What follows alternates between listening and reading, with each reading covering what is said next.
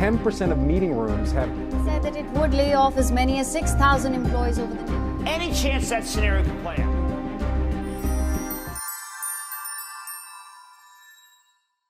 एक टाइम था जब स्टीव जॉब्स भी एचपी की बहुत रिस्पेक्ट करते थे, बट आज एचपी की तरफ कोई देखता तक नहीं है।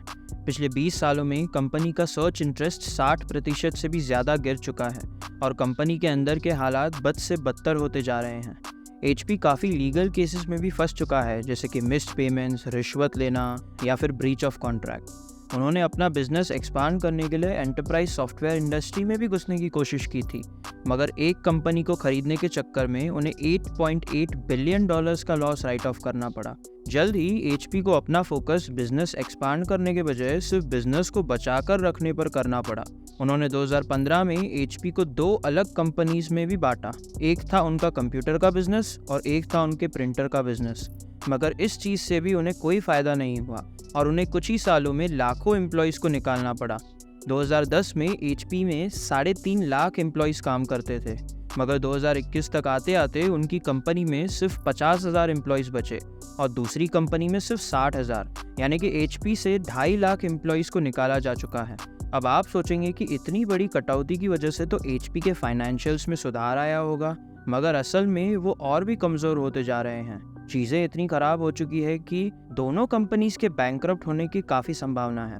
HP इंक की बैंकरप्सी की संभावना है 38% और HP इंटरप्राइज की संभावना है 44%। एग्जाम्पल के लिए एप्पल जैसी स्टेबल कंपनीज के बैंकरप्सी के चांसेस कुछ ही परसेंटेज होते हैं। तो आज तो एप्पल बिल्कुल अपनी आखिरी सांसें ले रहा है, लेकिन हमेशा ऐसा नहीं था। 50 सालों से भी ज़्यादा तक HP एक इलेक्ट्रॉनिक्स का राजा था और हर कोई उनके आइकॉनिक लोगों को पहचानता था। और वो सिर्फ पब्लिक में ही फेमस नहीं थे, बल्कि सिलिकॉन वैली में भी वो आज तक लेजेंड माने जाते हैं, क्योंकि वो सिलिकॉन वैली में खुलने वाली सबसे पहली टेक कंपनीज में से एक है। वीडियो एंड तक ज़रूर देखना ये जानने के लिए कि एचपी के साथ असल में ऐसा क्या हो गया। तो ये है एचपी की सिलिकॉन वैली के राजा से ऑलमोस्ट बैंक्रप्सी की कहानी।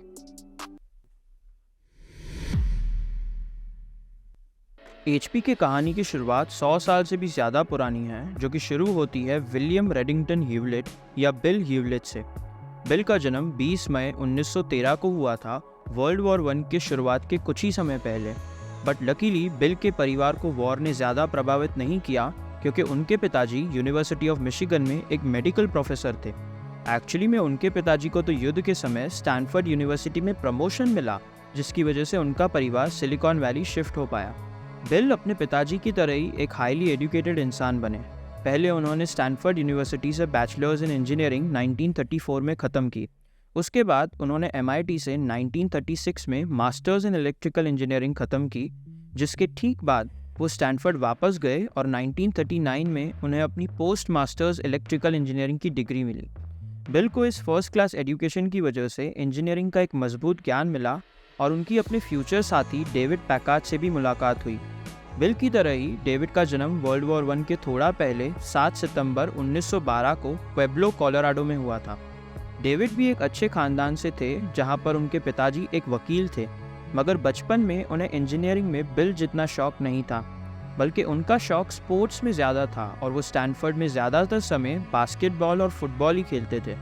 मगर उनका ये शौक सिर्फ कॉलेज तक ही रहा। कॉलेज के बाद उन्होंने न्यूयॉर्क में जनरल इलेक्ट्रिक को ज्वाइन किया। कुछ ही समय बाद वो मास्टर्स इन इलेक्ट्रिकल इंजीनियरिंग के लिए स्टैनफोर्ड वापस पहुंचे। उन्हें कोई आइडिया नहीं था कि ये छोटी सी एजुकेशनल ट्रिप उनके लिए परमानेंट बन जाएगी। हुआ यूँ कि डेविड और बिल ने $538 की मदद से अपने किराए के गराज में छोटे इलेक्ट्रॉनिक प्रोजेक्ट्स पर काम करना शुरू किया। उन्होंने काफ़ी चीज़ें बनाई, जैसे कि फ्रीक्वेंसी ऑसिलेटर्स, डिस्टॉर्शन एनालाइजर्स और ऑडियो सिग्नल जनरेटर्स। इन साइड प्रोजेक्ट्स पर काम करने के 1 साल बाद बिल और डेविड ने अपनी पार्टनरशिप को ऑफिशियल बनाया। मज़े की बात तो ये है कि उन्होंने ये कंपनी का नाम टॉस करके डिसाइड किया। अगर ये टॉस डेविड जीत जाते तो इस कंपनी का नाम HP के बजाय PH होता। अच्छा हुआ बिल जीत गए, क्योंकि PH सुन के सभी को अपने बचपन के केमिस्ट्री क्लासेस के डरावने सपने आ जाते। अब क्योंकि HP एक एक्चुअल कंपनी थी, बिल और डेविड को ऐसे प्रोडक्ट्स पे फोकस करना था जिनसे वो पैसे कमा सके, जो कि उन्हें ऑडियो ऑसिलेटर्स तक ले आया। 1930s के ऑसिलेटर्स की सबसे बड़ी प्रॉब्लम ये थी कि वो बिल्कुल भी स्टेबल नहीं थे। बिल और डेविड ने इस प्रॉब्लम को फिक्स करने के लिए उनके ऑसिलेटर्स में इनकांडेसेंट लाइट बल्ब का यूज़ किया, जो कि एक रेजिस्टर के रूप में काम करता था, जिसकी वजह से ऑसिलेटर्स का आउटपुट स्टेबल बन पाया। HP ने इस प्रोडक्ट का नाम 200A रखा और ये दूसरे ऑसिलेटर्स से स्टेबल होने के अलावा बहुत सस्ता भी था, जिसकी प्राइस उन्होंने सिर्फ $89.4 रखी। उस समय ज़्यादातर ऑसिलेटर्स $200 से भी ज़्यादा के बिकते थे। इस वैल्यू ने बड हॉकिंस के ध्यान को खींचा, जो कि वॉल्ट डिज्नी स्टूडियोज़ के साउंड इंजीनियर थे। बड ने डिज्नी की आने वाली मूवी फैंटेशिया के लिए इस तरह के 8 ऑसिलेटर्स का ऑर्डर दिया, जो कि HP का पहला बड़ा ऑर्डर था। पहले साल के एंड तक HP ने $5,369 का रेवेन्यू कमा लिया था और $1,563 का प्रॉफिट। आज के टाइम में ये $1,15,000 रेवेन्यू और $33,000 प्रॉफिट के बराबर है, यानी कि 27 लाख रुपए का प्रॉफिट। और इसी के साथ HP वॉज इन बिजनेस।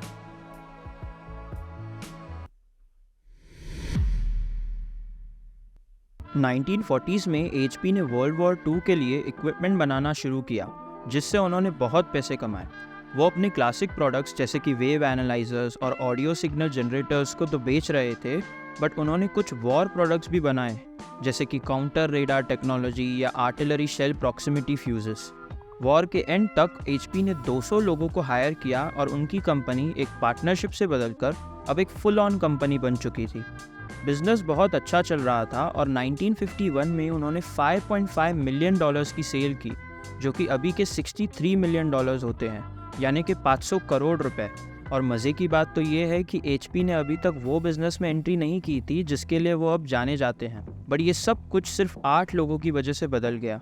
उस समय सेमीकंडक्टर्स कोई असल में बिजनेस करने वाली चीज़ें नहीं थी, बल्कि वो तो सिर्फ इंजीनियरिंग प्रोफेसर्स और PhD स्टूडेंट्स के लिए एक्सपेरिमेंट करने वाली चीज़ें थी। और यही केस प्रोफेसर शॉकली और उनके 8 PhD ग्रेजुएट्स के साथ था। ये 8 ग्रेजुएट्स को प्रोफेसर शॉकली से नफरत थी और 1957 में उन्होंने शॉकली को छोड़कर अपनी खुद की कंपनी बनाई, फेयरचाइल्ड सेमीकंडक्टर।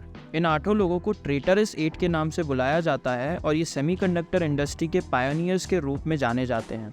उन्होंने कई छोटी चिप कंपनीज बनाई, जैसे कि इंटेल और AMD। HP ये सब होते हुए देख रहा था और उन्हें भी इस एक्शन का एक हिस्सा चाहिए था, इसलिए उन्होंने 1960s में सेमीकंडक्टर्स में हेविली इन्वेस्ट करना शुरू किया। उन्होंने सोनी और योकोहामा इलेक्ट्रिक के साथ पार्टनरशिप की, बट ये एक बहुत बड़ी गलती साबित हुई। पता ये चला कि चिप्स को जापान में प्रोड्यूस करना एक्चुअली में अमेरिका से प्रोड्यूस करने से भी बहुत महंगा पड़ रहा है। इस गलती की वजह से वो हमेशा फेयरचाइल्ड से एक कदम पीछे थे और बाद में इंटेल से भी। मगर HP ट्राई करते गया, जिसकी वजह से उन्होंने 1966 में HP 2100 और HP 1000 की मदद से कंप्यूटिंग स्पेस में एंट्री ली। ये मिनी कंप्यूटर्स थे जो कि मेनली बिजनेस के लिए यूज़ किए जाते थे और HP को इस एरिया में काफ़ी सक्सेस मिली। बट किस रीज़न की वजह से उनका इस एरिया के बाहर एक्सपांड करने का मन नहीं था। वो जानबूझकर पर्सनल कंप्यूटर्स की दुनिया से दूर रहना चाहते थे। इनफैक्ट एप्पल के को-फाउंडर स्टीव वॉजनियाक उस समय HP में काम करते थे और उन्होंने HP को PCs बनाने का आइडिया 5 बार पिच किया। उस आइडिया को 5 बार रिजेक्ट होते हुए देखने के बाद उन्होंने स्टीव जॉब्स के साथ मिलकर एप्पल की शुरुआत की। काफ़ी दुख की बात है कि HP ने वॉजनियाक को रिजेक्ट किया, बट एक तरह से अच्छा ही है, क्योंकि अगर ऐसा नहीं करते तो आज एप्पल नहीं होता। आयरनी की बात तो ये है कि HP ने कई सालों के बाद 1980 में जाकर PC स्पेस में एंट्री ली, उनके HP 85 के लॉन्च के साथ। इसे IBM का डायरेक्ट कॉम्पिटिटर बनने के लिए डिज़ाइन किया गया था। कुछ सालों के बाद HP ने इंकजेट और लेज़र जेट प्रिंटर्स के लाइनअप को इंट्रोड्यूस किया अपने स्कैनर्स के लाइनअप के साथ साथ। और इससे हम आते हैं ऐसे HP पर जिससे हम सब वाकिफ़ हैं। बट उस समय HP की हालात अभी की तरह बिल्कुल भी बुरी नहीं थी। इनफैक्ट वो तो बहुत अच्छा कर रहे थे। उन्होंने 1986 में अपना HP.com डोमेन रजिस्टर किया, जो कि दुनिया में रजिस्टर होने वाली 9वीं डोमेन थी। एक साल के बाद जिस गैराज में HP शुरू किया गया था, उस गैराज को ऑफिशियली एक हिस्टोरिकल लैंडमार्क की डेजिग्नेशन दी गई। 1990s तक आते आते HP ने बहुत सारी कंपनीज खरीदना शुरू कर दी और वो एक घरेलू कंप्यूटर ब्रांड बनने के साथ साथ दुनिया की सबसे बड़ी कंप्यूटर ब्रांड्स में से एक बन गए। तो आखिर में उनके साथ ऐसा क्या हो गया? HP का डाउनफॉल किसी एक चीज़ की वजह से नहीं हुआ है, बल्कि वो काफ़ी सारी छोटी चीज़ों को मिलाकर हुआ है, जैसे कि सभी कंप्यूटर्स का सेम लगना। शुरुआत में कंप्यूटर के ब्रांड की वैल्यू बहुत ज़्यादा थी। लोग कंप्यूटर्स को ब्रांड्स के नाम से जानते थे, जैसे कि डेल, HP या एप्पल। मगर सिर्फ एप्पल ही ऐसी कंपनी है जो इस रेप्यूटेशन को मेंटेन कर पाई है।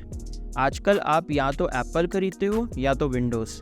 अगर आप विंडोज़ चूज़ करते हो तो आपका परचेज डिसीजन इस चीज़ पर डिपेंड करता है कि सबसे ज़्यादा वैल्यू कौन सी कंपनी ऑफ़र कर रही है, और ना कि उस कंप्यूटर का ब्रांड कौन सा है। तो इसीलिए HP का एसर जैसी कंपनीज़ के साथ सर्वाइव करना बहुत मुश्किल बन चुका था। उसके बावजूद HP ने टक्कर देने के लिए बहुत ट्राई किया, जिसकी वजह से उनके प्रॉफिट मार्जिन्स एकदम गिर चुके थे। डेल को भी सिमिलर प्रॉब्लम फेस करनी पड़ी थी, मगर डेल ने इस सिचुएशन को अलग तरीके से टैकल किया। डेल के फाउंडर माइकल डेल रिटायरमेंट से बाहर आए और उन्होंने कंपनी को स्टॉक मार्केट से डीलिस्ट कर दिया, यानी कि हटा दिया, और कंज्यूमर स्पेस को बेसिकली उन्होंने छोड़ ही दिया था। उन्होंने माइक्रोसॉफ्ट की तरह इंफ्रास्ट्रक्चर सॉल्यूशंस और क्लाउड कंप्यूटिंग पर फोकस किया, और आज डेल का मैक्सिमम प्रॉफिट इन्हीं सेक्टर्स की वजह से आता है। उनका कंज्यूमर बिजनेस बस ब्रांडिंग के लिए था और ना कि पैसे कमाने के लिए। यहीं दूसरी ओर HP ने PC और प्रिंटर स्पेस में ही कंटिन्यू किया। HP ने भी क्लाउड कंप्यूटिंग स्पेस में एंटर करने की कोशिश तो ज़रूर की थी, मगर किसी भी बड़ी कंपनी ने उन्हें सीरियसली नहीं लिया। उन्होंने तो मोबाइल स्पेस में भी एंटर करने की कोशिश की थी, बट वो सक्सेसफुल नहीं हो पाए।